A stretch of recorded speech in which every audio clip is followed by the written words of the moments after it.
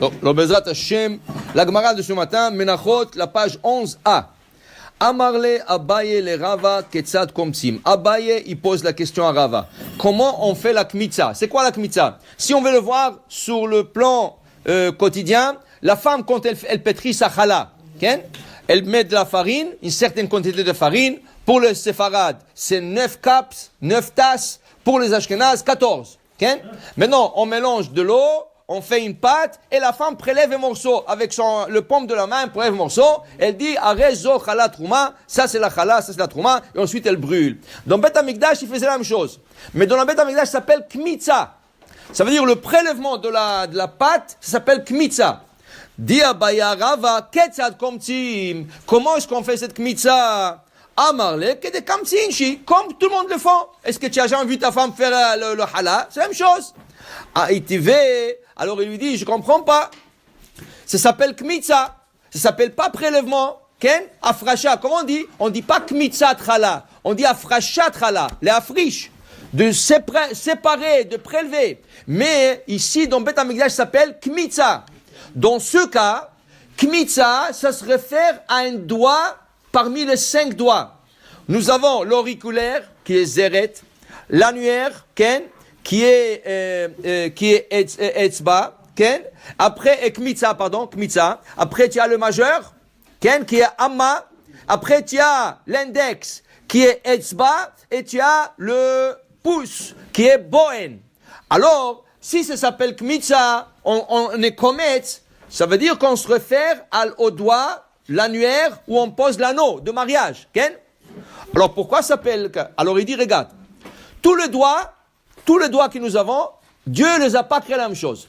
Il y a une raison, et la Gemara explique maintenant la raison. Pourquoi Dieu n'a pas créé tous les doigts au même niveau?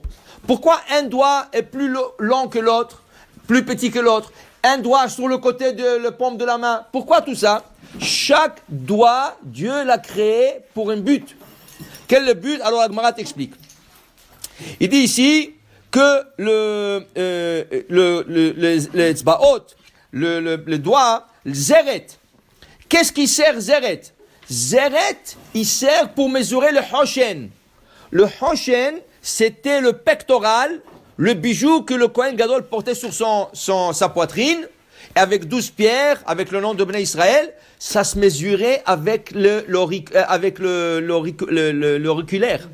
Okay? Le zeret se mesurait avec l'auriculaire. Qu'est-ce qu'on fait avec l'annuaire? Justement, on fait la kmitza. On prélève. Et là, tu dis avec le paume de la main. Alors, on ne peut pas prélever avec un seul doigt. Il y a 3 doigts dedans. Et après ça, le majeur. Comment on appelle le majeur? Ama. On appelle le majeur ama. Ama, c'était la mesure. Aujourd'hui, tu parles de mètres. Aujourd'hui, l'unité de mesure, c'est des mètres. C'est des pouces, ken, ou le yard, anglais, ken. À l'époque du Talmud, tout le monde, même les goïms, utilisaient la amma. Qu'est-ce que c'est amma? Du coude jusqu'au majeur.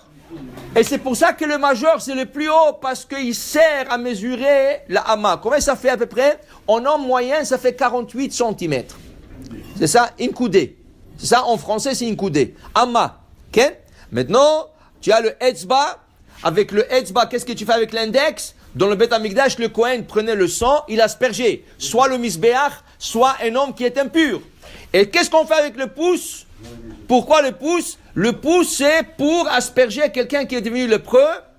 Quelqu'un qui a eu la lèpre, on lui asperge le pouce. Et le Kohen, quand il s'initie et il s'initie au travail du Beth Amikdash, on lui met de l'huile sur le pouce.